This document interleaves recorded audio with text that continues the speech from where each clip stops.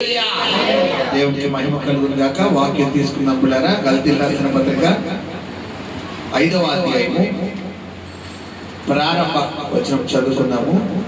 గలతీయులకు రాసిన పత్రిక 5వ అధ్యాయము ప్రారంభ పేజీ నెంబర్ 171వ పేజీ. ఈ స్వాతంత్ర్యము అనుగ్రహించి స్వతంత్రులుగా చేసి ఉన్నాడు. కాబట్టి మీరు స్థిరముగా నిలిచి మరలా దాస్యమును కాడి కింద చిక్కుకొనకుడి. హల్లెలూయా, హల్లెలూయా. చూడండి సంగమా, ఇక్కడ గమనించండి. మరి అపోస్తలుడైనటువంటి పౌలు గలతీయుల సంఘానికి రాస్తున్నటువంటి గలతీయుల సంఘానికి రాస్తున్నటువంటి పత్రికగా ఈ పత్రిక కనబడుతున్న పిల్లరా. అయితే మరి ఇక్కడ ఒక అద్భుతమైన మాట మరి రాయడం జరిగింది.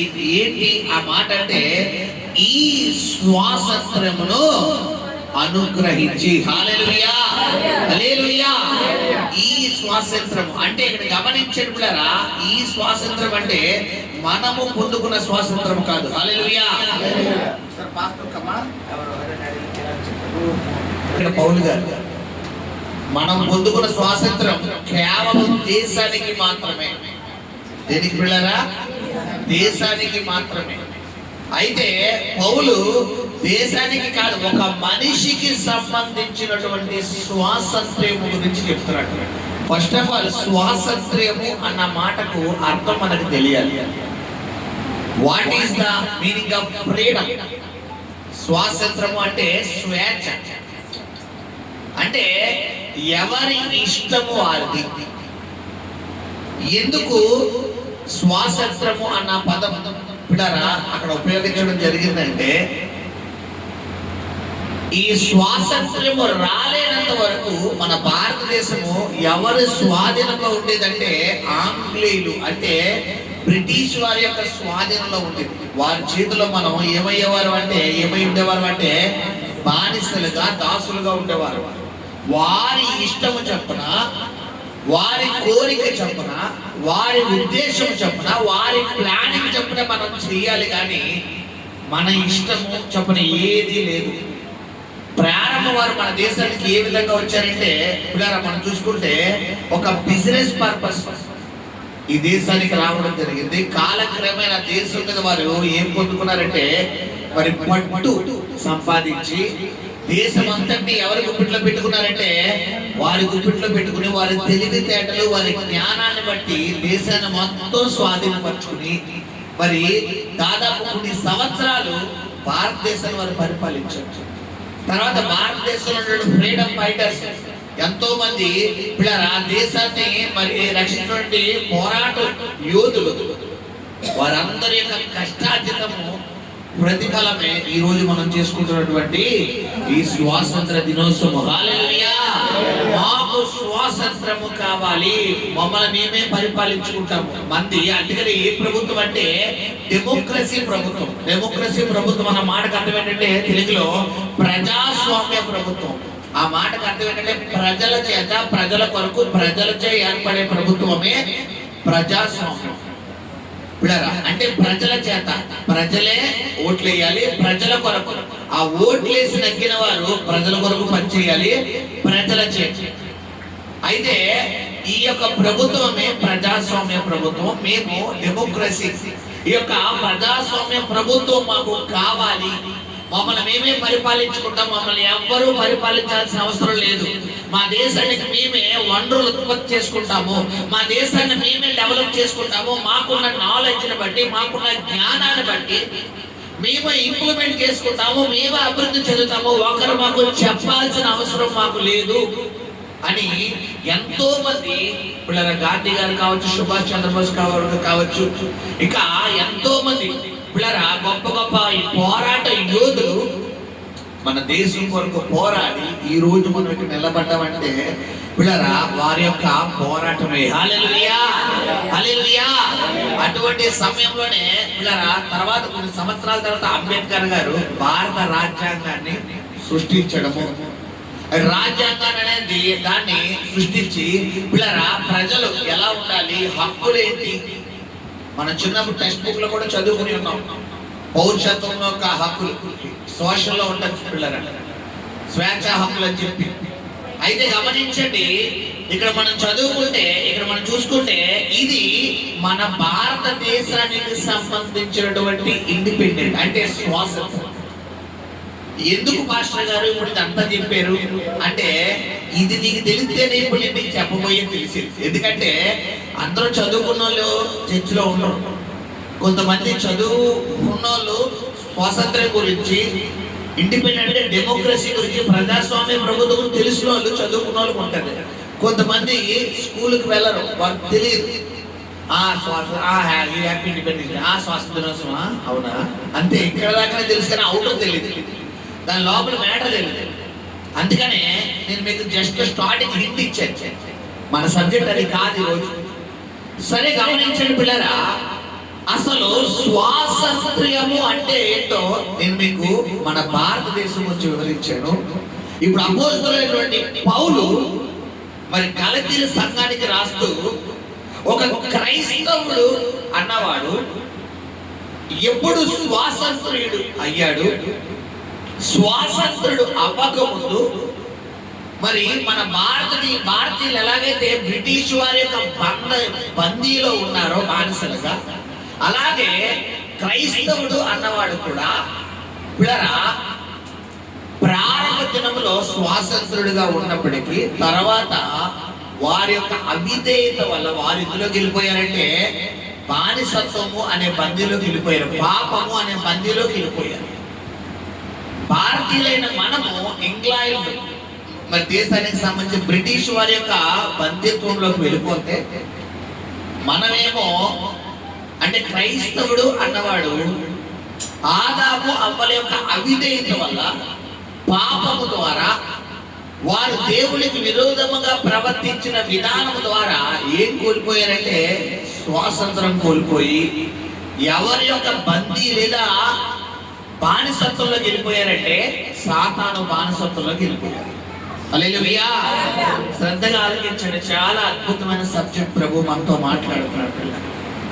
సరే గమనించండి, ఇక్కడ మరి అటువంటి బందీలో, అటువంటి బానిసత్వంలో, సాతాను యొక్క దాస్యంలో బందీగా ఉన్నటువంటి మనల్ని రప్పించి విడిపించి రక్షించాలన్నదే దేవుని యొక్క ఉన్నతమైన దర్శనము. హల్లెలూయా. అయితే ఏ విధంగా రక్షిద్దామనుకున్న అవకాశం దొరకడం లేదు.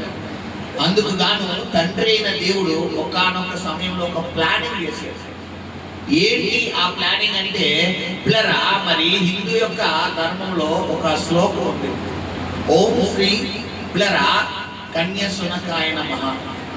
అంటే దేవుడు అనేవాడు కన్యకు పుట్టినవాడై ఉండాలి. పిల్లరా ఓం శ్రీ నారాయణ మహా, దేవుడు అనేవాడు సర్వము వ్యాప్తి అయి ఉండాలి. నారాయణుడు అంటే సర్వ వ్యాప్తి. ఓం శ్రీ మృత్యుంజయ నమః, దేవుడు అనేవాడు మృత్యువును జయించిన వాడై ఉండాలి. పిల్లరా తర్వాత మరొక చోటేమో పిల్లరా తద్రక్తం పరమార్థం పుణ్యదాన బలియాగ. అంటే ఆ పుట్టిన వ్యక్తి ఎవరైతే ఉన్నాడో అతడు తనంతట తనగా ఎవరు ఒత్తిడి లేకుండా, ఎవరి యొక్క మరి వెనకాల్చి వారిని తొయ్యకుండా తనంతట తనే స్వేచ్ఛ అర్పణగా తద్రక్తం పరమార్థం పుణ్యదాన బలియాగ.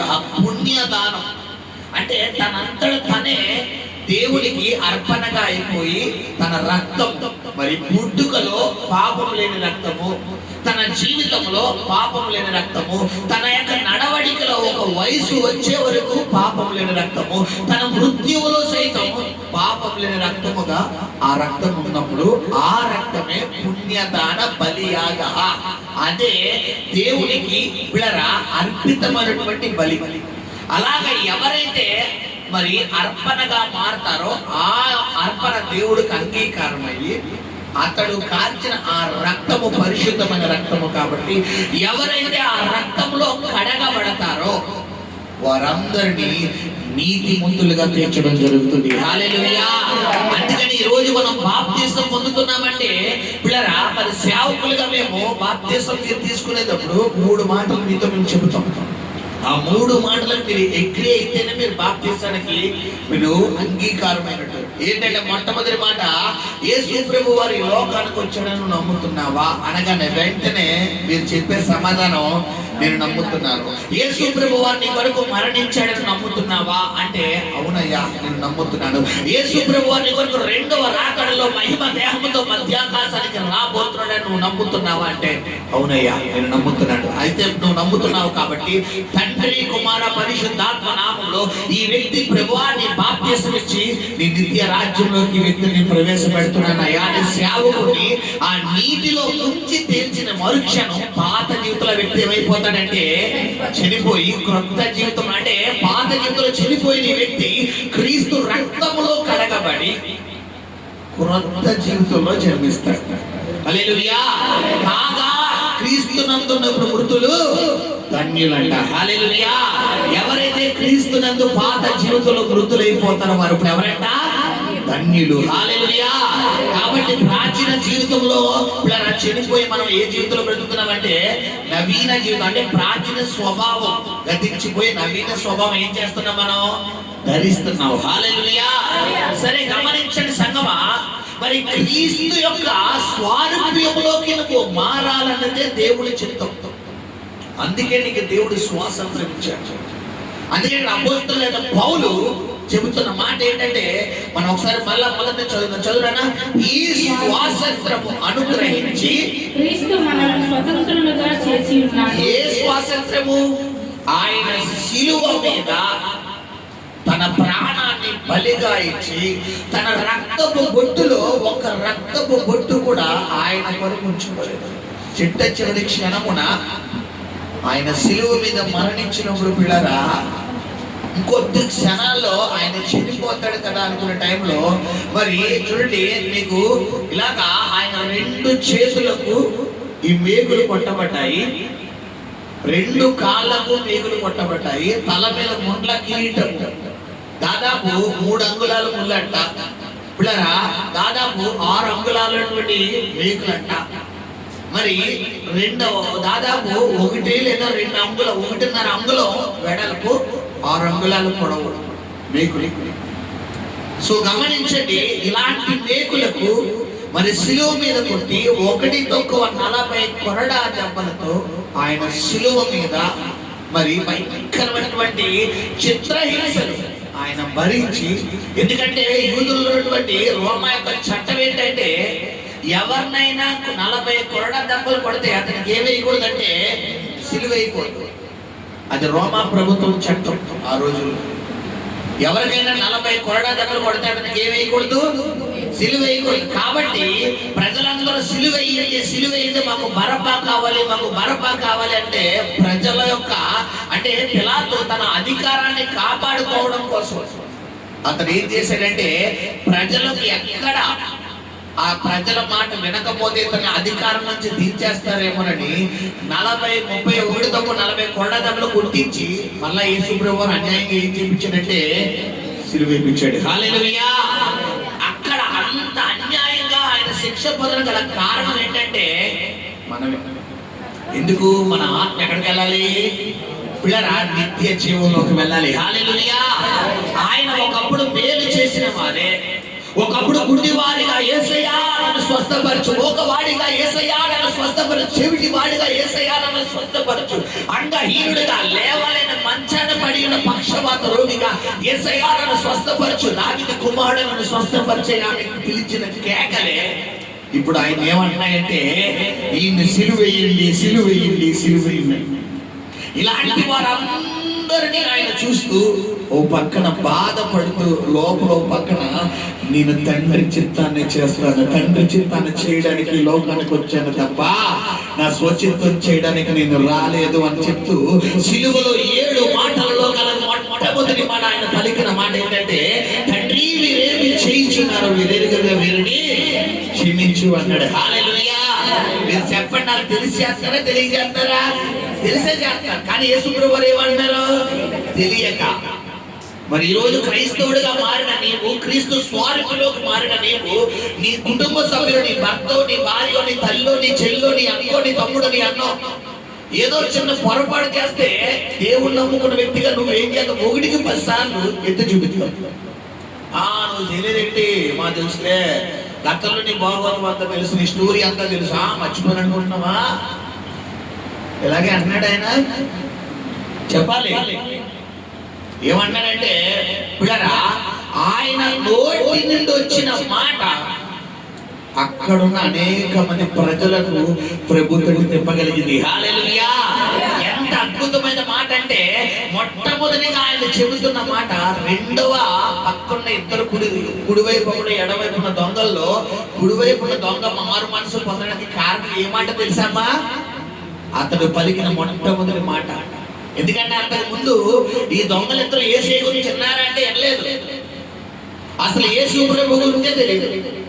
అందుకని ఎడం పక్కన దొంగనాడు, నువ్వు దేవుడు కుమారుడు అయితే నిన్ను నువ్వు రక్షించుకుని మమ్మల్ని రక్షించాడు. ఈ మాటకి నేను ఏమన్నా సమాధానం ఇచ్చాడంటే ఏమి ఇవ్వాల.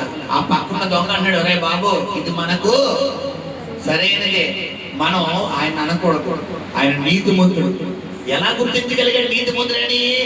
అక్కడ ప్రజలు అంటున్నా చేస్తున్నవన్నీ ఏం చేస్తాడని తట్టుకుంటాడు. ఈ రోజు నువ్వు నీతిమంతుడు ఎప్పుడవుతావంటే, నీ మీద రాళ్ళు పడుతున్నా, నీ మీద మాటలు దాడి పడుతున్నా, నిన్ను నిందిస్తున్నా, నేరారోపణ చేస్తున్నా, బూతులు మాట్లాడుతున్నా, హేళన చేస్తున్నా, మౌనం అయిపోవాలి. మౌనం అవ్వకుండా నేను రివర్స్ అవుతాను, 1కి 4 అంటాను, 4కి 10 అంటాను అంటావా? నువ్వు ఎవరు మాదిరిలోకి మారలేదంటే క్రీస్తు మాదిరిలోకి మారలేదు. సంగమా గమనించి, ఆయన పలికిన 7 మాటల్లో మొట్టమొదటి మాట ఏంటమ్మా? తండ్రి, మీరేమి చేయించున్నారో మీరెరుగరు గనక వీరికి క్షమించు. నిజమే ప్రభువా, నా బిడ్డలకు తెలియడం లేదయ్యా, నేను వీరి కొరకు వచ్చాను. నేను కారుస్తున్న రక్తము బొట్టు ద్వారా వీరి పాపాలు పరిశుద్ధపరచబడతాయి. తండ్రి, నీకు వీరికి తెగిపోయిన ఈ సంబంధం మరలా కలపడానికి నేను మార్గదర్శిగా వచ్చానని, నేనే మార్గముగా, నేనే జీవముగా, నేనే సత్యముగా, నేనే నీ దగ్గరికి రాగలిగే ఒక వంతెనగా వీరికి ఉండబోతున్నానని, నా మరణము వీరికి నీకు తెగిపోయిన ఆ బంధాన్ని మరలా కలపబోతుందని నా బిడ్డలకి ఏమవుతులేదయ్యా? తెలియడం లేదు నాయన అని ఆయన ఓ పక్కన లోపల మెంటల్ గా డిసార్డర్లోకి వెళ్ళిపోతున్నాడు. అటువంటి సమయంలో సొమ్మసిపోయినటువంటి పరిస్థితిలో మూర్ఛలు పడిపోతుంటే ఒక సైనికుడు వచ్చి బల్లెము తీసుకుని ఏం చేస్తున్నాడమ్మా? ఈయన బతికున్నాడా చనిపోయాడని ప్రక్కలో పడుతుంటే ఆ యొక్క బల్లెము ఈ యొక్క ప్రక్క అంటే ఇక్కడ ఈ డొక్క కింద ఉంటుంది. ఇలా పొడవగానే అది ఎక్కడి నుంచి వెళ్ళిపోయిందంటే పిల్లరా, డైరెక్ట్ గా గుండెకు ఇంత ఉన్నటువంటి ఆ పొర దగ్గర చుట్టుకుందంట. ఈ గుండె ఏం చేస్తాడంటే రక్తాన్ని శుద్ధీకరిస్తాడు, అది సరఫరా చేస్తుంటది అనమాట, ఒకదానికొకటి మొత్తం పంపింది. అలా చేస్తున్న మూమెంట్ లో పిల్లరా ఆ యొక్క అది డైరెక్ట్ ఇక్కడ కూర్చుని ఏమైపోయిందంటే రక్తము నీరు బయటకు వచ్చేసింది. ఆల్రెడీ పిల్లరా చరిత్రకారుల యొక్క అంచనాల ప్రకారము ఆయన వీపు మీద కొట్టబడిన 1 కొరడా దెబ్బలు, పిల్లరా ఆ కొరడా దెబ్బలు అంటే ఒక్కొక్క కొరడా దెబ్బకి 150 నుండి 200 గ్రాముల మాంసం బయటకు వచ్చింది. ఒక్కొక్క కొరడా మన భాషలో, మనం టీవీలో సినిమాలో చూసే కొరడాలు కాదు. ఈయన కొరకు ప్రత్యేకంగా కొరడా 3 మేకులు ఇలాగా పిల్లరా 3 మేకులు ఇలా పెట్టి 3టిని జాయిన్ చేసి వెల్డింగ్ చేసి వాటిని నవారు తాడుతో భయంకరమైన తాడుతో కొట్టి ఇలా పెట్టి ఇలా లాగితే ట్రిప్కి 150 నుండి 200 గ్రాముల మాంసం బయటకు వచ్చింది. 80 కేజెస్ అంత ఆయన వెయిట్, 5.9 ఆయన హైట్. సో గమనించండి సంగమ, ఎవరి కొరకు?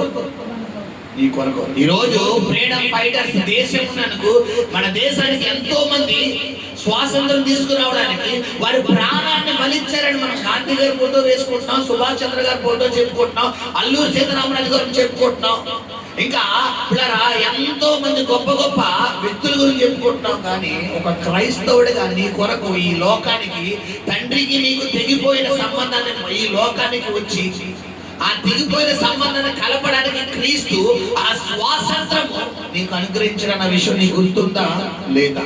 ఒక ప్రశ్న గమనించి. ఏదో చర్చికి వెళ్తున్నాను, ఏదో ప్రార్థన చేసుకుంటున్నాను, ఏదో వాక్యం వింటున్నానంటే కాదు క్రైస్తవ్యం. అసలు ఎందుకు క్రైస్తవ్యం అంటే ఏంటి? అసలు దేవుడు అంటే ఎవరు? అసలు ఏమై ఉన్నాడు ఆయన? యేసు ప్రభు అంటే ప్రార్థన చేస్తే అప్పు తీర్చేవాడా? ప్రార్థన చేస్తే రోగం స్వస్థపరిచేవాడా? ప్రార్థన చేస్తే అద్భుతాలు చేసేవాడా? ప్రార్థన చేస్తే పెళ్లి చేసేవాడా? ప్రార్థన చేస్తే బంధనం మార్చేవాడా? ప్రార్థన చేస్తే ఉద్యోగం ఇచ్చేవాడా? ప్రార్థన చేస్తే వ్యాపారం అభివృద్ధి ఇచ్చేవాడా? ప్రార్థన చేస్తే పిల్లలు బాగోలు చూసేవాడా? అంటే కాదు కాదు.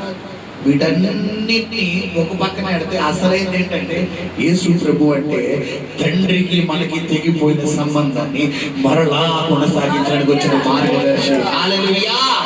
గమనించండి సంగమా, అక్కడ అపోస్తలుడైన పౌలు అన్నాడు, ఈ స్వాతంత్రమును పిల్లరా చదువునా, ఈ స్వాతంత్రమును అనుగ్రహించి క్రీస్తు మనలను స్వతంత్రులుగా చేసి ఉన్నాడు. స్వతంత్రులుగా. అంతకుముందు ఎవరి చేతుల్లో ఉన్నామంటే మనం సాతాను చేతుల్లోకి వెళ్ళిపోయాం. ఎందుకంటే ప్రారంభం మనకు ఫ్రీడమే. దేవుడని యెహోవా ఆదామును సృష్టించి ఏ చోట పెట్టాడంటే ఏదెన్లో పెట్టాడు. ఏదెన్లో పెట్టాడనే ఆదాము ఇద్దరు హ్యాపీగానే ఉండేవారు. ఎప్పుడైతే వీరి మైండ్లోకి దేవుడు వద్దు అన్నది చేద్దాము అన్న ఆలోచన వచ్చిందో వెంటనే ఎవరు మీరు అవకాశం ఇచ్చారు? సాతానికి అవకాశం ఇచ్చారు. గమనించి పిల్లలు, ఎప్పుడు నువ్వు సాతానికి అవకాశం ఇస్తావంటే సాతానుగా డైరెక్ట్ గా రాడు. ఏదైతే దేవుడు వద్దు అన్నాడో దాని గురించి నువ్వు ఆలోచించిన మరుక్షణం నువ్వు ఎవరికి అవకాశం ఇచ్చినట్టు? తప్పు చెయ్యగలదు, తప్పు చెయ్యాలన్న ఆలోచన వచ్చిన మరుక్షణం నువ్వు సాతానికి నువ్వు అవకాశం ఇచ్చినట్టు. దేవుడు ఏమన్నాడు? ఆదికాండం 3వ అధ్యాయంలో ఆదామవల సృష్టించి ఏం చెప్తున్నాడు? పిల్లరా, ఆదామవలారా, పిల్లలారా, మీరు ఏం చెప్తున్నారు? మీరు ఈ తోట చెట్లలో అన్ని తినొచ్చు, కానీ ఆ తోట మధ్యలో ఉన్నటువంటి ఆ యొక్క ఫలమును మాత్రం తినొద్దారు. ఇప్పుడు వద్దు అన్నప్పుడు ఏం చేయాలి? మనం మానేయాలి. నువ్వు ఆ ఫోన్ జోలికి వెళ్ళొద్దు, ఆ మనిషి జోలికి వెళ్ళొద్దు, ఆ వీధి జోలికి వెళ్ళొద్దు, ఆ ప్లేస్ జోలికి వెళ్ళొద్దు, అక్కడికి వెళ్ళొద్దు, ఇక్కడికి వెళ్ళొద్దు. దేవుడు నిన్ను ఖండితంగా వాక్యం ద్వారా, ప్రార్థన ద్వారా, సేవకుల ద్వారా, కళ ద్వారా, దర్శనం ద్వారా దేవుడు నీతో మాట్లాడుతూ నువ్వేం చేయాలంటే నీ మైండ్ లో కాదు కదా, తలంపులో కూడా ఉండకూడదు. కానీ చాలా మంది ఏం చేస్తారంటే పిల్లరా, నేను ఆలోచిస్తాను కానీ చెయ్యట్లేదుగా. పాత నిబంధనలో వ్యభిచారము అంటే మోషే ధర్మశాస్త్ర గ్రంథం ప్రకారము వ్యభిచారం చేసిన వారిని రాళ్లతో కొట్టి చంపాలి. దాన్నే కొత్త నిబంధనలో పిల్లరా వ్యభిచారం చేత మరి పట్టబడిన ఒక కుమార్తెను మరి రాళ్లతో కొట్టి చంపుతుంటే మోషే ధర్మశాస్త్ర గ్రంథం ప్రకారం మిమ్మల్ని రాళ్లతో కొట్టి చంపాలి అని చేస్తుంటే యేసు ప్రభు వారు అక్కడికి వెళ్ళి అంటున్నారు, పిల్లరా మీలో పాపము చేయని వాడు ఎవడైనా ఉంటే ఇవి మీరు రాయి అంటే ఒక్కడు వేయలేదు. ఎందుకు వేయలేదంటే ధైర్యం సరిపోక అంటే కాదు. ఆయన నేల మీద కూర్చుని ఏం చేస్తున్నాడంట? ఏదో రాస్తున్నాడు. ఏం రాస్తున్నాడు? ఈయన భాగవతం అంతా రాస్తున్నాడు. ఒక యాకోబు గారు ముందుకు వచ్చారు. అంటే శిష్యులు యాకోబు కాదు, సరదాగా అంటున్నాడు అక్కడ ఉన్న వాళ్ళు. లేదా ఒక మార్తమ్మ గారు ఎవరు వచ్చారు? రాయేసేద్దాం కదా అని. లేదా ఒక మరియమ్మ గారు ఎవరు వచ్చారు? లేదా ఆ యొక్క యోహాన్ గారు ఎవరు వచ్చారు? రాయేద్దాం కదా అని. ఇలా వేద్దాం కదా అని ఇలా వచ్చే మూమెంట్ లో వాళ్ళ స్టోరీ అంతా సరే అయితే దేవుడు ఇతను ఏ టైంలో కూర్చున్నాడు, ఏ టైంలో గోడ దూకాడు, ఎవరితో మాట్లాడాడు, ఎన్నిసార్లు పాపం చేశాడు, మొత్తం స్టోరీ రాసేస్తున్నాడు. ఈ రాయి వేస్తున్నాడు. ఏంటి వేసే నా వంక చూసి ఇతను నేల మీద రాస్తున్నాడు, ఒకసారి ఉంది రాయి తర్వాత వేద్దాం అని అలా గుండ్రంగా తిరిగి ఆడికెళ్ళాడు వ్యక్తి. వేసే పక్కకి వెళ్ళాడు. ఇలా చూస్తుంటే మొత్తం ఇది స్టోరీ అంతా కనబడిపోతాం. మనకెందుకు వచ్చింది లేరా బాబు. ఆ నెక్స్ట్ ప్లేస్ ఎవరైపోతాం? మనం అయిపోతాం. వదిలేద్దాం అని చెప్పి రాయి ఉండేసి. మరి ఆ మగోడు ఉంటే నేను తక్కువ తినడానికి ఎవరు వస్తారు? ఇప్పుడు ఆడోళ్ళు. నేను వేసేస్తాను రాయి అని చెప్పి ఈ మార్తం వచ్చేసింది. బైబుల్ మార్తంలో కాదు, నేను ఉదాహరణ చెప్తున్నాను, మళ్ళీ మీరు వేరేగా అనుకోకండి అమ్మా. ఇంకో మార్తం వచ్చేసింది, లేదా ఓ మరియం వచ్చేసింది, లేదా ఎవరో ఒక అక్క ఒక సెల్ వచ్చేసింది. వేసేద్దాం అనుకోండి రాయి. వేసేద్దాం కదా అంటే నువ్వా అని చెప్పి అంటే దేవుడు ఆ డేటా అంతా కింద రాసేస్తున్నాడు. ఏ టైంలో ఏం చేశారు, ఎక్కడ వెళ్ళారు, ఎవరితో మొత్తం డేటా రాసేస్తుంటే రోహన్ గారి గురించి ఏదో రాశాడు. నేను కూడా రాయకుండా నా గురించి ఏదో ఒకసారి చూద్దాం ఉంటూ అని అంటే మొత్తం స్టోరీ అంటే కింద కనబడిపోతుంది. బాబోయ్, ఎవరికి తెలియదు అనుకున్నాను. ఇప్పుడు దాకా నేను ఎవరికి తెలియకుండా మెయింటైన్ చేశాను. మొత్తం సబ్జెక్ట్ అంతా కింద రాశాడు. నాకు ఎందుకు వచ్చిందిరా బాబు అని రాయి చేశాడు, కింద పడేసింది అక్క. ఇలాగా ఒక్కరు కూడా ఏమేమి అమ్మాయి మీద. ఇప్పుడు రాయి వెయ్యగలిగిన వ్యక్తి ఎవరంటే అక్కడ దేవుడు. ఆయన రాయి వేయడానికి వచ్చాడా, తీయడానికి వచ్చాడా? తీయడానికి వచ్చాడు. గమనించండి. హల్లెలూయా. నశించుచున్న దాన్ని వెనక్కి రక్షించడానికి మనుష్య కుమారుడు లోకానికి వచ్చాడు. హల్లెలూయా.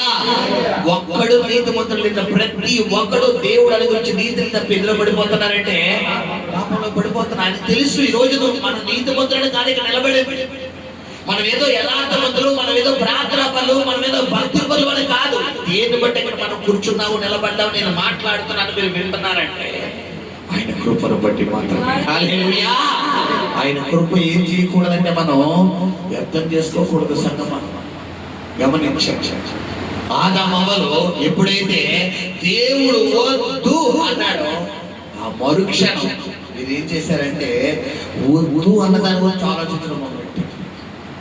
సాతాను ఊరినే రాడు తెలుసండి జీవితంలోకి. ఆడేమన్నా మనలా ఖాళీగా ఉండడం అనుకున్నారా? దేవుడు ఎంత బిజీయో అంతే బిజీ ఆడు కూడా. దేవుడు రాజ్యం కట్టడంలో బిజీ, వీడు రాజ్యం కోర్చడంలో బిజీ. గమనించండి. మన సినిమాల్లో గతంలో చూసిన సినిమాలో హీరో ఎంత బిజీయో విలను అంతే బిజీ. విలను జనాలు చంపడంలో బిజీ, సెటిల్మెంట్ చేయడంలో బిజీ. పిల్లరా మరి ఆళ్ళని బెదిరించడంలో బిజీ. హీరో ఆళ్ళని కాపాడడంలో బిజీ. ఇప్పుడు దేవుడు బిజీయే కాబట్టి సాతనాడికి ఈ పని పాట లేదు అనుకోకు. అది చాలా బిజీ. కాబట్టి నీ గురించి ఆడు ఆలోచించాల్సిన అవసరం లేదు. ఎవరెత్తున్నారు అవకాశం? నువ్వే ఎత్తున్నావు. ఆదాము అవ్వలతో దేవుడు ఏదైతే చెయ్యొద్దు అన్నాడు అదే చేశాడు. ఆలోచన.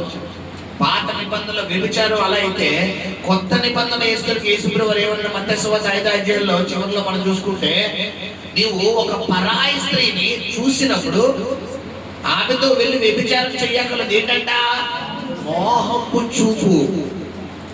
ఎప్పుడైతే ఆ అమ్మాయిని చూసి, ఆ అమ్మాయి యొక్క శరీర అవయవాలు చూసి, వాటి ఆకృతిని చూసి, ఆ అబ్బాయి యొక్క శరీర ఆకృతిని చూసి, హల్లెలూయా, ఆకృతిని చూసి నువ్వు వెంటనే అట్రాక్ట్ అవుతున్నావో, అబ్బా ఏం హైట్ ఉన్నాడు అబ్బాయి, భలే ఉన్నాడు, భలే అందంగా ఉన్నాడు అమ్మాయి, అబ్బా అమ్మాయి ఎంత అందంగా ఉన్నారు, భలే ఉంది అమ్మాయి. నీ తలపులలో ఎప్పుడైతే వచ్చిందో, బైబిల్ ఏం చెప్తుంది? పాత కొత్త నిబంధనలో అక్కడికక్కడ ఆమెతో అతను ఆమె ఏం చేసినట్టంట? వ్యభిచారం చేసింది. ఇప్పుడు చెప్పండి, పాత నిబంధన కష్టంగా ఉందా, కొత్త నిబంధన కష్టంగా ఉందా? కొత్త నిబంధన. పాత నిబంధన ఏంటంటే అమ్మాయిని ఇలా సరదాగా చూడొచ్చు, అబ్బాయిని ఇలా సరదాగా చూడొచ్చు, సరదాగా తాకొచ్చు. ఎప్పుడు తప్పు అంటే ఇద్దరు కలిసి సైన్ ఇస్తేనే తప్పు. ఫోన్ మాట్లాడుకోవచ్చు, వీడియో కాల్ మాట్లాడుకోవచ్చు, ఆడియో కాల్ మాట్లాడుకోవచ్చు, బూతులు మాట్లాడుకోవచ్చు, సరసోక్తులు మాట్లాడుకోవచ్చు, కామెంట్స్లు మాట్లాడుకోవచ్చు, ఏవైనా మాట్లాడుకోవచ్చు, డైలాగ్ వేయచ్చు, కౌంటర్లు వేయచ్చు. పాత నిబంధన ప్రకారం ఒకటే చేయకూడదు. ఏం చేయకూడదు? శరీర కార్యాలు చేయకూడదు. ఇది చేస్తే ఏ శిక్ష? పిల్లరా మరణ శిక్ష. బట్ కొత్త నిబంధనకు వచ్చేసరికి యేసుప్రభువు వారు కొంచెం షార్ట్ కట్ చేశాడు. ఏమన్నాడు ఆయన? నీ పరాయి స్త్రీని, ఒక వివాహమైనటువంటి నీవు, నీకు భర్త ఉండగా పరాయి మొగాడు, వివాహమైన నీవు భార్య ఉండగా పరాయి స్త్రీని గనక నువ్వు చెడు ఆలోచనతో చూసినా, మాట్లాడినా, ఆలోచించినా అక్కడికక్కడే ఆమెతో అతనితో ఆమె చేస్తుందంట, పాపం చేస్తుంది. ఎంత గమనించారు, ఎంత షాక్ దేవుడు చేశాడు. కారణం ఏంటంటే తండ్రికి మనకి తెగిపోయిన సంబంధాన్ని కలపాలి అంటే పాపమును మన దేవుడు ఏం చేశాడంట? విడిపించాడు. హల్లెలూయా. ఇక్కడ పౌలు అదే అన్నాడు, ఈ స్వాతంత్రమును మనకు అనుగ్రహించి, పిల్లరా మనల్ని దేవుడు ఏం చేశాడంటే స్వతంత్రులుగా చేసి ఉన్నాడు. స్వతంత్రులు అంటే ఫ్రీడమ్, స్వేచ్ఛ కలిగిన వారు. ఒకప్పుడు సాతాను చేతిలో మొదటి ఆదాము అవ్వల యొక్క అవిధేయత వల్ల, వారి యొక్క పాపం వల్ల తండ్రికి మనకి తెగిపోయిన సంబంధాన్ని రెండవ ఆదాముగా వచ్చినటువంటి యేసు ప్రభు వారు తిరిగి ఆయన మరణము ద్వారా పిల్లరా మరి దేవాలయంలో ఉన్నటువంటి అడ్డుగా ఉన్న తెర పిల్లరా పైనుండి కిందకి ఏమైపోయిందంట, నిలువుగా చీలిపోయింది. ఏంటి అడ్డు తెర సబ్జెక్ట్ అంటే, మరి ప్రత్యక్ష గుడారంలో 3 భాగాలు ఉన్నాయి. అతి పరిశుద్ధ స్థలం, పరిశుద్ధ స్థలం, ఆవరణం. ఆవరణంలో అన్యులు ఉంటారు, పరిశుద్ధ స్థలంలో క్రైస్తవులు ఉంటారు, అతి పరిశుద్ధ స్థలంలో యాజకులు ఉంటారు. అతి పరిశుద్ధ స్థలంలో కూడా ఎవరు మాత్రమే లేవి గోత్రానికి అంటే యాజకత్వం గోత్రానికి చెందిన వారే వెళ్ళాలి. ఇప్పుడు ఈ అతి పరిశుద్ధ స్థలంలో కనుక వెళ్ళవలసిన వ్యక్తి సిద్ధపాటు లేకుండా, పరిశుద్ధత లేకుండా, క్రమము లేకుండా, భయభక్తులు లేకుండా వెళ్ళాడా, అక్కడికక్కడే దేవుడు ఉగ్రత చేంజ్ చేసేవాడంటే చనిపోయేవాడు.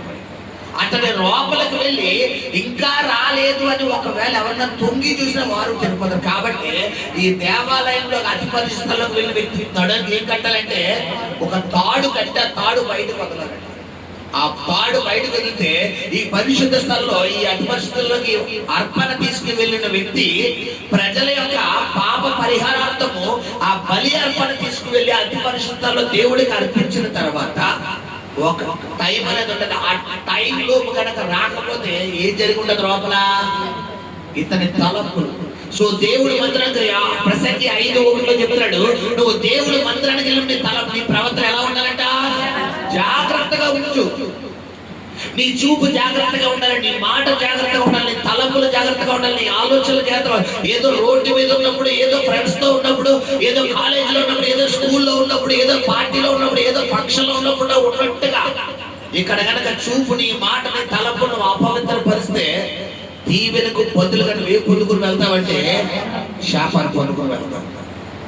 అతి పరిశుద్ధ స్థలంలో దీవెన రావలసింది ఆ అర్పణ తీసుకువచ్చినటువంటి ఆ వ్యక్తి తన అవిధేయత, తన ప్రవర్తన వ్యతిరేకంగా ఉండడం వల్ల ఏమైపోయిందంటే ఉగ్రత దిగిపోయిందండి. అలాగా అతి పరిశుద్ధ స్థలంలో ఎవరు అడిగట్లేకపోయేవారు. ఎప్పుడైతే ఆయన మరణించాడో ఆ అతి పరిశుద్ధ స్థలానికి మధ్యగా ఉన్న అడ్డుగా ఉన్న తెరని తీసాడంట, తొలగించేశాడు. హల్లెలూయా. ఆ అతి పరిశుద్ధ స్థలమే పరలోక రాజ్యం. హల్లెలూయా. ఆ పరిశుద్ధ స్థలం అంటే దేవుడికి ఇచ్చినటువంటి ప్రాంతం. హల్లెలూయా. గమనించండి సంగమా, ఈ రోజు నువ్వు పరలోక రాజ్యానికి వెళ్ళడానికి గాను మధ్యగా ఉన్నటువంటి ఆ యొక్క తెరను ఆయన చేర్చడం ద్వారా నువ్వు వెళ్ళగలుగుతావు. హల్లెలూయా. మరి ఈ స్వాతంత్రాన్ని మనం ఏం చేయకూడదని కోల్పోకూడదు. నీ కొరకు క్రీస్తు తన రక్తాన్ని బలిగా అర్పించి, నీ కొరకు క్రీస్తు తన ప్రాణాన్ని బలిగా అర్పించినటువంటి ఈ స్వాతంత్రాన్ని మనం ఏం చేయాలంటే కాపాడుకోవాలి. ఉదాహరణకు మనకు భారతదేశానికి స్వతంత్రం తీసుకొచ్చిన ఫ్రీడమ్ ఫైటర్స్ పేర్లు నేను తెలియపరిచాను. వీళ్ళు మన దేశానికి స్వాతంత్రం తీసుకొచ్చిన అప్పటి నుంచి ఇప్పటికి 79 సంవత్సరాలు అయితే, ఇప్పుడు ఇప్పటికీ మనకి పాకిస్తాన్లకి ఏమవుదో పడదు. వాళ్ళంటే మనం అంటే వాళ్ళకి ఎక్కడ దాకా ఉంటుందంటే పేక దాకా ఎలాగైనా మనం చంపేయాలి. మనం కనబడితే చాలా మనం కనిచ్చి కలిసి. కారణం ఏంటంటే శత్రుత్వం.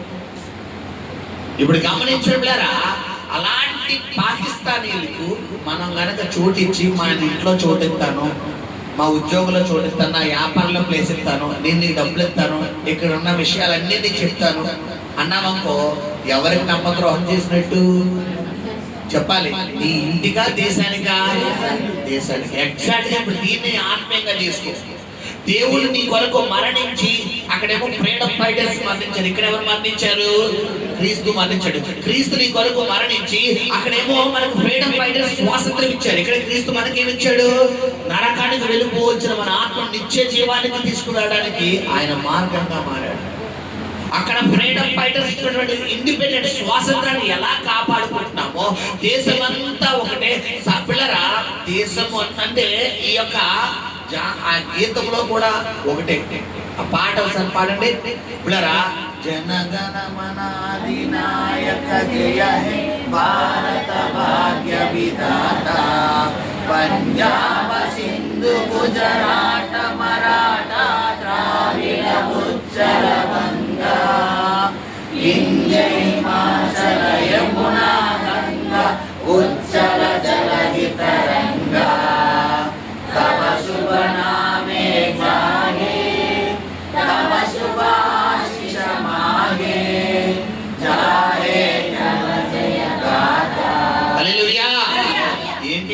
అర్థం అంటే ప్రజలంతా ఒకటే, జాతులన్నీ ఒకటే, భాషలు వేరైనా, ప్రాంతాలు వేరైనా మా మాట ఒకటే, మేమందరం ఒకటే, మేమందరం అతికిన సహోదరు 133 కీర్తనలు ఏమన్నాడు కీర్తనకారుడు? సహోదరుల ఐక్యత కలిగి ఉండుట. ఒక భారతదేశాన్ని సహోదరులందరూ ఒకటని చెబుతున్న ఆ జనగణమన గీతము క్రైస్తవ్యంగా మనం పాటించలేకపోతున్నాం. గమనించండి ఎలా ఉంది. ఒక ఈ రోజు లూథరన్ చర్చ్ అంటే ఆర్సీఎఫ్ పడదు, ఆర్సీఎఫ్ అంటే పెద్దకోస్తులకు పడదు, పెద్దకోస్తులు అంటే పిల్లరా ఆర్ఎస్ఐలకు పడదు, సిపిఎం అంటే సిపిఐలకు పడదు, వీళ్ళంటే వాళ్ళకి పడదు. మాది క్రైస్తవం, వాళ్ళతో మాట్లాడదురా బాబు, వీళ్ళతో మాట్లాడదురా బాబు. అందరూ ఎవరి రక్తంలో కడగబడ్డా క్రీస్తురాక భారతీయులు అలా ఉన్నావా? ఈడు హిందూరా, ఈడు ముస్లిం రా అంటున్నావా? ఇక్కడ అందరూ భయ్యా, బ్రో అనే అక్క, మరి పక్కింటి క్రిస్టియన్స్ అయినా హిందువులు అయినా మాట్లాడుతున్నావా లేదా? సిపిఎం సిపిఐ లూథరన్ ఇక్కడ వస్తే జనాలకి ఏమొచ్చేస్తుంది? తేడా వచ్చేస్తుంది. ఒకటే, అక్కడ ఆ స్వాతంత్రాన్ని నువ్వు కాపాడుకోగలుగుతున్నావు, ఇక్కడ ఈ స్వాతంత్రాన్ని మనం ఏం చేయలేకపోతున్నాం, కాపాడుకోలేకపోతున్నాం. అక్కడ ఆ ఫ్రీడమ్ ఫైటర్స్ జ్ఞాపకం చేసుకుంటాం, ఇక్కడ ఈ ఫ్రీడమ్ ఫైటర్ జ్ఞాపకం చేసుకుంటున్నావా? అక్కడ ఆ ఫ్రీడమ్ ఫైటర్స్ ఇచ్చిన ఇండిపెండెంట్ స్వాతంత్రాన్ని మనం కాపాడుకున్నాం, ఇప్పటికీ కాపాడుకుంటున్నాం, ఎప్పటికీ కాపాడుకుంటాం. బట్ ఇక్కడ క్రీస్తు ఇచ్చినటువంటి స్వాతంత్రాన్ని కాపాడుకోకుండా నీ తలంపుల ద్వారా సాతానికి అవకాశం ఇస్తున్నావు, నీ ఆలోచన ద్వారా సాతానికి అవకాశం ఇస్తున్నావు. దేవుడు ఏదైతే చెయ్యొద్దు అంటాడో నువ్వు అదే చేస్తున్నావు. ఆజ్ఞ అతిక్రమమే పాపం ద్వారా వచ్చే జీతం మరణం. బైబిల్ చెప్తుంది, హెబ్రీ రాసిన పత్రిక చూడండి, ఒక అద్భుతమైన మాట పౌలు గారు రాసి ఉన్నారు. హెబ్రీ రాసిన పత్రిక పిల్లరా 6వ అధ్యాయము 4వ వచనం చదువున్నాడు. ఒకసారి వెలిగింపబడి పరలోక సంబంధమైన వరమును రుచి చూచి పరిశుద్ధాత్మలో పాలివారై దేవుని దివ్య వాక్యమును రాబో యుగ సంబంధమైన శక్తుల ప్రభావమును అనుభవించిన తరువాత తప్పిపోయిన వారు తమ విషయంలో దేవుని కుమారుని మరలా సిలువ వేయు. అదిగో ఏమండి, ఆల్రెడీ మన కొరకు ఆయన ఏమైపోయాడు? ఒకసారి రక్తం కార్చాడు.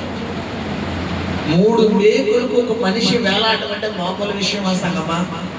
చెప్పండి అమ్మా.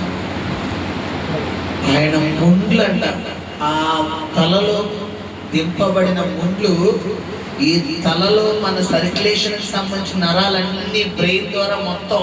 అందుకే మనిషికి దేని తగలకూడదు? బ్రెయిన్ తగిలితే మనిషి గంటే ఇంకా కోమలోకి వెళ్ళిపోతాడు. ఆ బ్రెయిన్ సరఫరా చేసే నరాలన్నింటినీ ఈ ముళ్ళు ఏమైపోయినాయంటే పటేలు పని ఇలా పెట్టి ఇలా కొట్టగానే ఒక చెక్క తీసుకుని మొత్తం నరాలను. ఇప్పుడు దేవుడు చెయ్యొద్దు అన్నది నువ్వు చేస్తే నీ చేతులతో యేసు ప్రభు వారికి నువ్వే ముళ్ళ కిరీటం పెడుతున్నట్టు లెక్క. దేవుడు వెళ్ళొద్దు అన్న మార్గానికి నువ్వు వెళ్తున్నావు అంటే నీ చేతులతో నువ్వే శుద్ధి మేకు తీసుకుని ఆయన చేతులకు రెండవసారి ఏం కొడుతున్నావు? నువ్వు వద్దు అన్న పని నువ్వు చేస్తున్నావు, ఆలోచిస్తున్నావు, నటిస్తున్నావు, మోసం చేస్తున్నావు అంటే నీ చేతులతో నువ్వే కొరడా తీసుకుని ఎవరిని సిలువేస్తున్నావంట? నీ కొరకు రక్షించబడినట్లు. పిల్లరా దినమెల్ల ఆయన చేతులు నీ కొరకు రా నా బిడ్డ, రా నాన్న, అందరూ వదిలేశారా? నేనున్నానరా నీకు. బంగారం చింతల్లి అందరూ వదిలేశారా? నీ తల్లిదండ్రులు వదిలేశారా? నీ భర్త వదిలేశాడా? నీ బిడ్డలు వదిలేశారా? నేనున్నానమ్మా. ఇదిగో నేను పొందిన దెబ్బల చేత నీకు స్వస్థత, నా గాయాల్లో నీకు స్వస్థత, నా రక్తంలో నీకు స్వస్థత, నేనున్నానమ్మా నీకు అని చెబుతున్న ఆయన చేతులకు నీ అతిక్రమం ద్వారా ఏం కొడుతున్నావంటే రెండవసారి ఏం కొడుతున్నావంట? రేకులు కొడుతున్నావు. రెండవసారి సిలివేస్తున్నావంట. ఇప్పుడు చెప్పండి, పాపం చెయ్యాలనిపిస్తుందా? తెలిసి మన కళ్ళ ముందు మన రోడ్డు మీద బండి మీద బస్సు మీద లేదంటే ఆటో మీద కారు మీద వెళ్తున్నాం. రోడ్డు మీద ఏదో చచ్చిపడి ఉందంటే పెద్దగా పట్టించుకో, అయ్యో కుక్క పోయింది అంటాం. అంటే ఇప్పుడు మనమే కుక్కను గుద్దీసాం. ఆ రోజు ఇంటికి వెళ్ళక అనంతరం బుద్ధి వెళ్తుందా? కుక్క కాదు, మన సైకిల్ మన బండి కింద ఎలక చచ్చిపోయింది. రోడ్డు మీద వెళ్తే ఎలక కానీ పిల్లి కానీ లేదా పక్షి ఏదో ఒక గ్రద్ద మన కారు తగిలి చచ్చిపోయింది. వెంటనే మన నోట్లో ఏమంటది చెప్పాలి. ఇప్పుడు మనిషినే గుర్తిసి మనం పక్క నుంచి వెళ్ళిపోయాం. మనం భయపడి వెళ్ళిపోయాం. కానీ ఇంటికి వెళ్ళక నిద్రపడుతుందా చెప్పాలి? నిద్రపడుతుందా? కారణం ఏంటి? ఆ మనిషి బుద్ధి అయ్యయ్యో బాబు ఏమైపోయాడో ఏంటో ఎవరో చూడలేదు, పాపం అతను చచ్చిపోయాడో బతికాడో, మనం భయపడి వచ్చేసాం, అతను ఏమయ్యాడో ఈ ఆలోచన తప్పకుండా ఉంటుంది. మనిషి అన్నవాడు అందరికీ ఉంటుంది, లేకుండా ఉంటుంది. ఇప్పుడు గమనించండి, మరి నువ్వు తెలిసి నీ కొరకు ఆయన రక్తం కార్చాడు, నీ కొరకు ప్రాణం పెట్టాడు, నీ కొరకు సిలువలో బలి అయిపోయాడన్న విషయం ఈ రోజు తెలుసుకున్న నువ్వేం చేస్తున్నావంటే సహోదరి సహోదరుడా ఏం చేస్తున్నావు? రెండవ మారు పరలోక సంబంధమైన వరమును ఒకసారి రుచి చూచి మరలా నువ్వు అదే పాపంలోకి వెళ్తున్నావు. ఇక్కడ చర్చిలో ఉన్నప్పుడేమో దేవుని బిడ్డగా ప్రార్థన చేస్తున్నావు, వాక్య వింటున్నావు, పరిశుద్ధులుగా పరిశుద్ధురాలుగా ఉంటున్నావు. బయటికి గుమ్మం దాటి వెళ్ళిన తర్వాత నన్ను ఎవ్వడూ చూసలేదు, నన్ను ఎవ్వరు అవతల చేస్తారు, నీకు నచ్చాడు వెళ్ళిపోతున్నావు. విషయం ఏంటంటే నేను ఎవరు చూసలేదు అనుకుంటావు అంతే. ఒకరు చూస్తున్నారు, ఎవరు ఆయన? తండ్రి. తప్పిపోయిన కుమారుడు లోకంలోకి వెళ్ళిపోవడం ఎవరికి తెలుసు ఆల్రెడీ? అతను వెళ్ళిపోయిన ఎంత నష్టం జరుగుతుంది ఎవరికి తెలుసు ఆల్రెడీ? తెలిసి కూడా తండ్రి ఎవరైనా వెళ్ళొద్దురా అంటే విన్నాడా? ఫైనల్కి ఏమైంది పిల్లరా చెప్పాలి? ఎవరు నష్టపోయారు? తండ్రి నష్టపోయాడా, కుమారుడు నష్టపోయాడా? హల్లెలూయా. గమనించండి, ఈరోజు ప్రభు నీతో మాట్లాడుతున్నా. ఈ స్వాతంత్రం నీకు అనుగ్రహించింది స్వతంత్రుడిగా దేవుడు చేశాడు. అయితే ఆ స్వాతంత్రాన్ని నువ్వు ఏం చేయకూడదంటే ఆ మాట చదువుకుని ముగిద్దాం. చదువునా ఆ కంటిన్యూషన్. గల్తీయుల రాసిన పత్రిక 5వ అధ్యాయం ప్రారంభం వచ్చింది. ఈ స్వాతంత్రము అనుగ్రహించి క్రీస్తు మనలను స్వతంత్రులుగా చేసి ఉన్నాడు. ఓకే, కాబట్టి మీరు స్థిరముగా నిలిచి అక్కడ ఆగు తల్లి. ఎలా నిలబడాలంట? మనం ఎలా ఉంటాం? రెల్లు వంటి స్వభావం. ఇక్కడ ఉన్నప్పుడేమో ప్రార్థన స్తోత్రం చెల్లిందును, యేసు నీవే కావాలయ్యా, నాతో కూడా రావా, నా గుండెల నిండా నీవే, నా మనసంతా నీవే, గుండె నిండా. ఇక్కడ బయటికి వెళ్ళా వేసుకో, తీసుకో వేసుకో.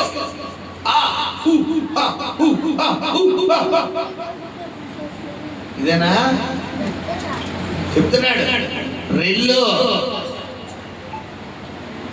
నీ తలపులు మార్చు. ఈ లోకానికి, మన భారతదేశానికి స్వతంత్రం ఇచ్చిన సమరయుధుడైనటువంటి గాంధీ గారిని ఈరోజు మనం తలుచుకుంటున్నామంటే ఆనాడు ఆయన చేసిన పోరాటం, బ్రిటిష్ వారితో ఆయన చేసిన పోరాటం. ఎంతో మంది గొప్ప గొప్ప ఫ్రీడమ్ ఫైటర్స్ మన దేశం కొరకు పోరాడిన ఆ యోధులను ఈరోజు చెప్పుకోగలుగుతున్న ఆ రోజు వారు చేసిన త్యాగం, వారు చేసిన ఫైట్ ఈ రోజు మనకి వీరుల్లోకి వారిని చేర్చగలిగింది. మరి రాని దినాల్లో నీ బిడ్డలో నీ కొడుకు, నీ కూతురు, నీ మనవడు, నీ మనవరాలు నీ కోసం చెప్పుకోవాలి. అవును, ఒకప్పుడు మా నాన్నగారు ప్రార్థనా పరులు, మా అమ్మ ఎంతో ప్రార్థనా పరులు, మా తాతయ్య ఎంతో ప్రార్థనా పరులు, మా అమ్మమ్మ ఎంతో ప్రార్థనా పరురాలు. ఆ రోజుల్లో చాలా పవిత్రంగా ఉండేవారు. ఎటువంటి మంచాడాలు మలిడు, ఎటువంటి లోకం పాపం ఎందులో కూడా మా అమ్మమ్మ గారు, మా నాన్నమ్మ గారు, మా తాతగారు వెళ్ళేవారు కాదు. వారి ప్రార్థన జీవితం ఈ రోజు మమ్మల్ని. అందుకని అపోస్తలుడైన పౌలు తీమోతి గురించి చెబుతూ అతనిలో విశ్వాసం గురించి, అతనిలో ప్రార్థన గురించి ఎవరిని పొగుడతాడంటే తన తల్లిలోని తన అవ్వలోని. తీమోతి అంటాడు, తీమోతి ఆ మాట చదివాడా? తీమోతి పత్రిక 1 తీమోతి ప్రారంభంలో 5వ వచనం 5వ లైన్. ఆ విశ్వాసము చదవాలి. 1వ అధ్యాయము 5వ అధ్యాయం 5వ వచనము 5వ లైన్. మొదటి ఓకే క్షమించండి. 2 తీమోతి మొదటి అధ్యాయము 5వ లైన్ చదువుతాను.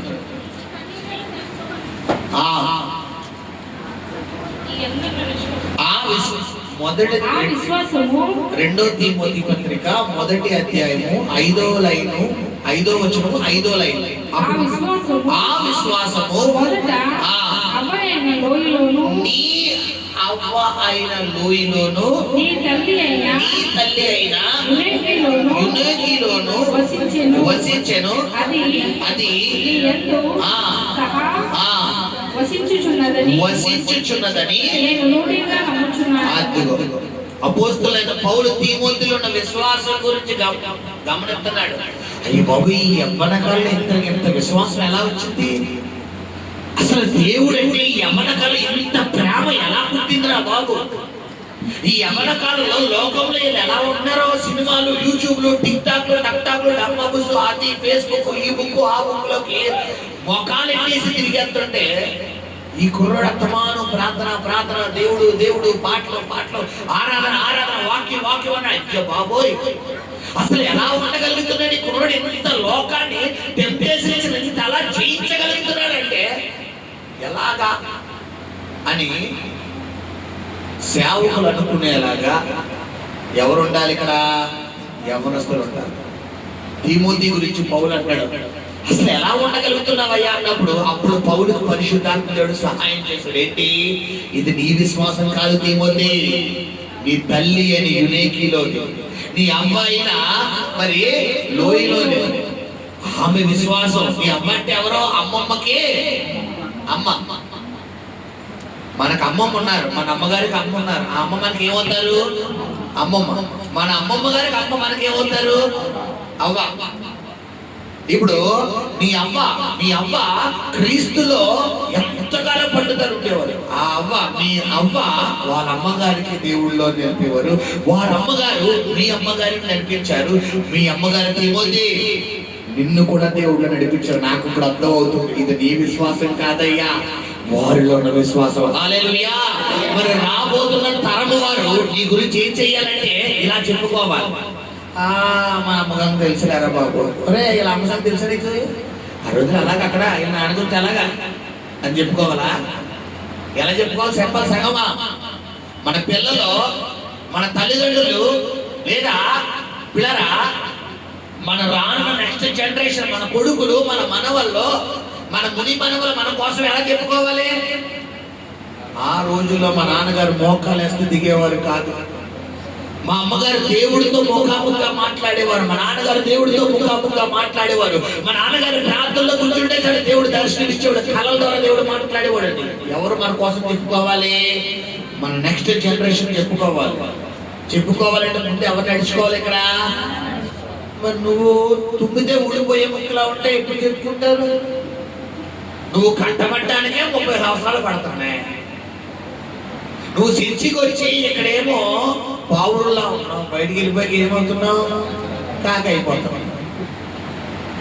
నోవాహు దేవుడు యొక్క ఉగ్రత జలము మొత్తం ఆకాశం తూపులు తెరిచి పిల్లరా జల ప్రవాహం అంతా వచ్చి మొత్తం ఉగ్రత అంతా దిగిపోతే ముందుగా దేని వదిలేడట? కాకిని వదిలేడు. వచ్చింది వెనక్కి కాకి. రెండోసారి దేని వదిలేడు? వెనక్కి వచ్చేసిందా లేదా? వచ్చేసింది. మళ్ళా వచ్చేసిన తర్వాత మళ్ళా వదిలితే ఈసారి ఏం తీసుకొచ్చిందంటే చిగురు. ఎందుకు పావులు వెనక్కి వచ్చింది? ఎందుకు కాకి రాలేదు? మరి కాకి ఎందుకు అంతకుముందు వెళ్ళలేదు తెలుసా? అది బయటికి వెళ్తే ఏం లేదు, దానికి సెక్యూరిటీ లేదు, బయట అంతా నీరు ఉంది. ఇప్పుడు ఇది ఎక్కడ ఉండడం మంచిది? వాడలో ఉండడమే మంచిది. కొంతమంది ఎలా కూడా ఉంటారు, దేవుళ్ళో ఉంటారు. ఇప్పుడున్న టైంలో మనం ఏ తప్పు చేయకూడదు, ఏ పాపం చేయకూడదు. కొన్ని రోజులు ఇలా సైలెంట్గా ఉండడమే బెటర్. తర్వాత మనం విజృంభిద్దాం, తర్వాత మనం అంటే ఏంటో చూపిద్దాం, తర్వాత మనలో ఉన్న కోరికలు ఫీలింగ్స్ అనేది తర్వాత చూపిద్దాం. ప్రస్తుతానికి మనం యేసు నీవే కావాలయ్యా అని ఉందాం. ఒక్కసారి మనకు అవకాశం వచ్చిందా? Disco disco disco disco disco disco disco ఇదేనా చెప్పాలి? క్రీస్తు నిన్ను కోరుకుంటుంది ఇదేనా చెప్పాలమ్మా? నేను మోసం చేసుకుంటున్నావు విషయం నీకు తెలియదు. బైబిల్ కొరింథీ రాసిన దేవుడు మోసపోడు విక్రించబడ్డావు, ఆయనకు అన్నీ తెలుసు. 139 కీర్తన 2 కీర్తన అక్కడ యెహోవా నన్ను పరిశోధించి తెలుసుకుని ఉన్నావు. నేను కూర్చుండుట, నేను లేచుట, నేను నడుచుట, మాట నా నోట రాకమునుపు, తలంపు నాకు పుట్టకమునుపు, నా నడకను నా పడకను ఎరిగి ఉన్నావు. నన్ను పరిశోధించి తెలుసుకుని ఉన్నావు. నువ్వు ఈ రోజు ఇక్కడ కూర్చున్నావు, రేపు ఈ టైంలో ఎక్కడ ఉంటావు ఆయనకు అన్నీ తెలుసు. ఇంకో గంట తర్వాత ఎక్కడ ఉంటావు ఎవరికి అన్నీ తెలుసు. వచ్చేదాన్ని ఈ టైంకి ఎక్కడ ఉంటావో కూడా ఇప్పుడు చెప్పాలి. నువ్వు చేసే ఎవరికి తెలియదు అనుకుంటున్నావంటే దేవుడికి కాదు, నీ అవిధేయత సాతాను నీ మైండ్ని కబ్జా చేస్తాడు. ఇక్కడ గమనించండి. స్థిరముగా నిలిచి, చివరిగా చదువుకుని ముగిందా? చదువురాలి. స్థిరముగా నిలిచి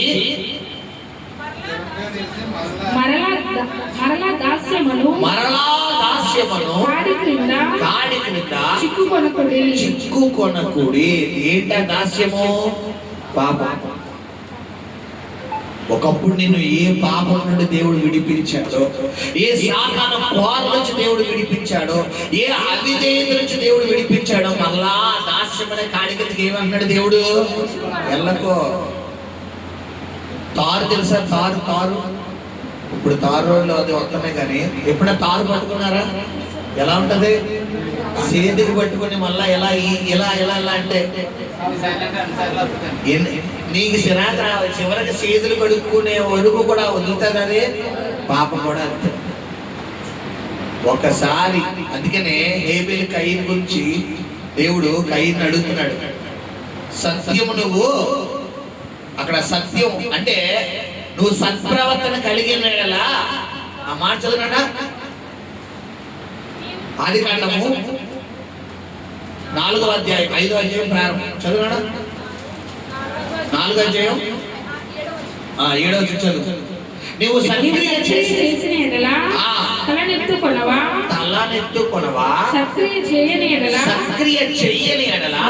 పాపం పొంచి ఉండును. ఏంటి సక్రియ అంటే? మంచి క్రియ. నువ్వు చేసేది ఏంటో నీకు తెలుసు, నువ్వు ఎలా ఉన్నావో నీకు తెలుసు. టీవీ ఎడినప్పుడు నువ్వు ఏది ఎడుతున్నావో నీకు తెలుసు. ఫోన్ ఒంటరిగా ఉన్నప్పుడు ఏం చూస్తున్నావు, అందరు ఉన్నప్పుడు ఏం చూస్తున్నావు అని తెలుసు. డిలీట్ చేస్తున్నావు, మొత్తం హిస్టరీ అంతా క్లియర్ హిస్టరీ చేస్తావు అంటే అని తెలుసు. కొంతమంది ఫోన్ ఎంత బాగా వాడతారో తెలుసా పిల్లరా? చక్కగా వాడతారు, సిగ్నల్ ఉన్నప్పుడు అన్నీ చూసుకుంటారు. ఎవరికైనా ఫోన్ చూడ ఏం చేస్తారు? క్లియర్ హిస్టరీ కూడా వేస్తారు. ఇలా మాట్లాడాల్సిన మాటలన్నీ మాట్లాడేసి నా ఫోన్ కాల్ మొత్తం కాల్ డేటా అంతా ఏం చేస్తారు? డిలీట్ చేసేస్తారు. రీస్టోర్ లో కూడా లేకుండా అది కూడా ఫైల్స్ క్లియర్ చేస్తారు. విషయం ఏంటంటే పిల్లరా, పిల్లి కళ్ళు మూసుకుని పాలు తాగుతున్నా ఎవ్వరూ చూడలేదు అనుకుంటుంది. ఎగ్జాక్ట్ నువ్వు కూడా అంతే. నువ్వు ఈ లోకల్ హిస్టరీ డిలీట్ చేయొచ్చు. నువ్వు చేసే ప్రతిదీ ఏ గ్రంథంలో రాయబడుతుంది? జీవ గ్రంథంలో. ప్రతి వాని క్రియల చొప్పున అక్కడ ప్రతిఫలం ఇస్తారు. నువ్వు ఆ జడ్జిమెంట్ చూసుకో.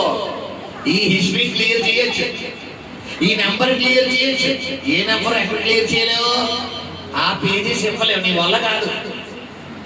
గమనించండి సార్, ప్రభు నీతో మాట్లాడుతున్నాడు. సరే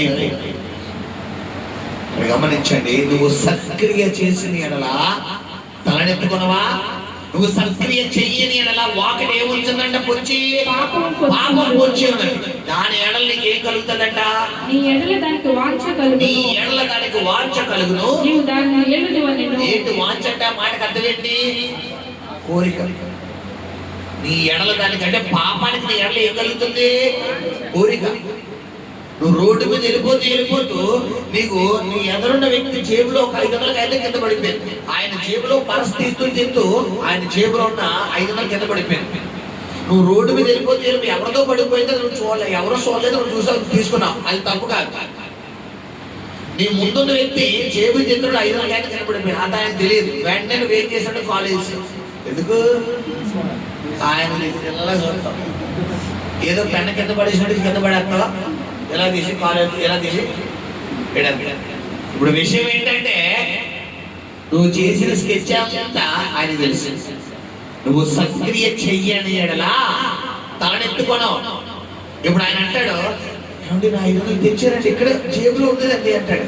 పక్కన ఎవరుంటారో తీసిన వ్యక్తి ఉంటాడు. అతడు అవునండి ఇప్పుడు జేబులోనే ఉంటుంది, ఎక్కడ పోయిందండి, సరే ఇక్కడ ఎత్తకండి, సరే నేను వెళ్తాను అని సైడ్ అయిపోతాను. విషయం ఏంటంటే ఇక్కడ 500 లేపిస్తావు, ఇంటికి వెళ్ళి ఎంత లేచిపోతే ఇంకో 0 అంటాడు దేవుడు. 5000 లేచిపోయింది. 500 కావాలా 5000 కావాలా చెప్పాలి, అది చెప్తే వదిలేస్తాను. 5000 కావాలి. 5000 కావాలంటే ఎంత లేకపోవడం నువ్వు తస్మాత్ జాగ్రత్త. చాలా మందికి చేయి దురుసు. ఏ దురుసు అంటే ఏంటంతో దొంగతనం. పర్లేదు పర్లేదు. హల్లెలూయా. నువ్వు 100 తెస్తే 1000 లేచిపోతావు, నువ్వు 1000 తెస్తే 10,000 లేచిపోతావు.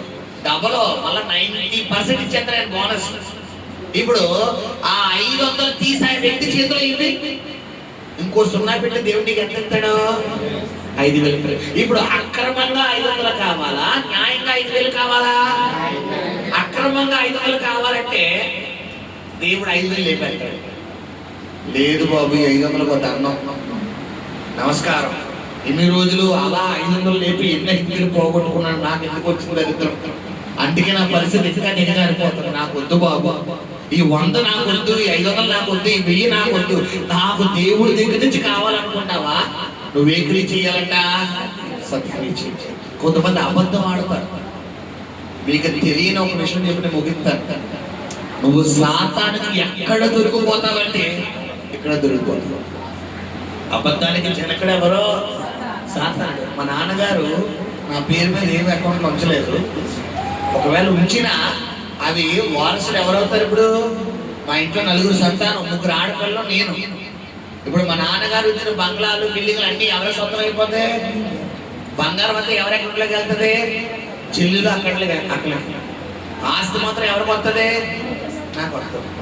ఇప్పుడు ఇక్కడ గమనించండి, మా నాన్నగారు పోతూ పోతే అప్పులు కూడా ఉంచారు.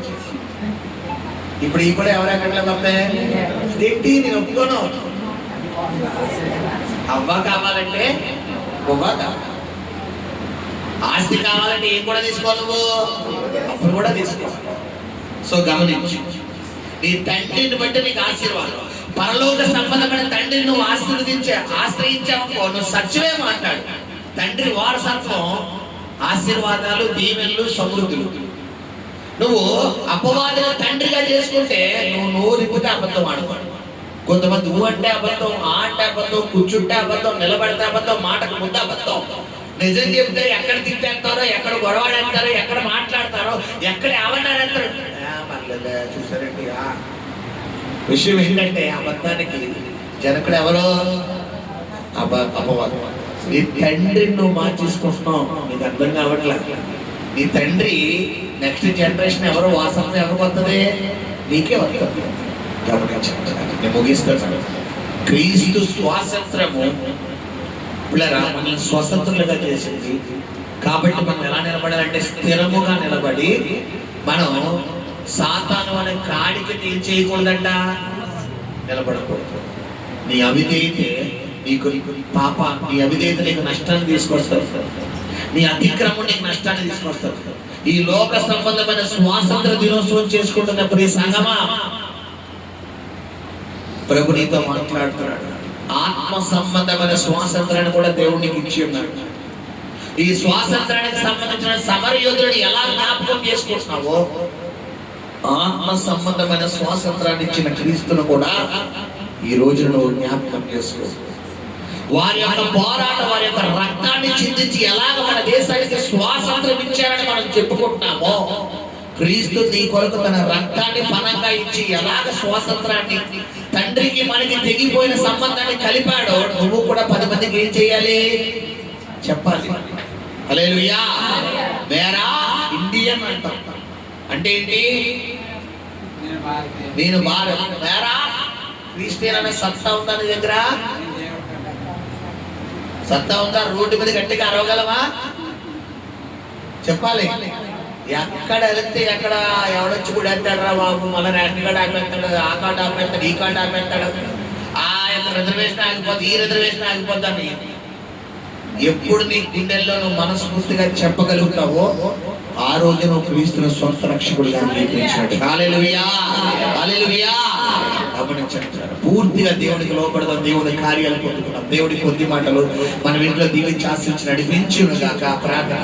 పరిశుద్ధ నమ్మకం కనికరం కలిగిన ప్రియపరలోక తండ్రి, నీ పరిశుద్ధ పాదాలకు లెక్కలేని మహిమ గణత ప్రభావాలు ఆరోపిస్తున్నాం నాయన తండ్రి. ఈ యొక్క స్వాతంత్రం ఇదిగో నాయన ప్రభా, మీరు మాకు అనుగ్రహించిన యొక్క స్వాతంత్రం గురించి ప్రభా, మీరు మాతో మాట్లాడిన విధానాన్ని బట్టి వందనాలు ప్రభా. ఈ స్వాతంత్ర దినోత్సవం నాడు ప్రభా తండ్రి, మీరు మా కొరకు నాయన ఎలా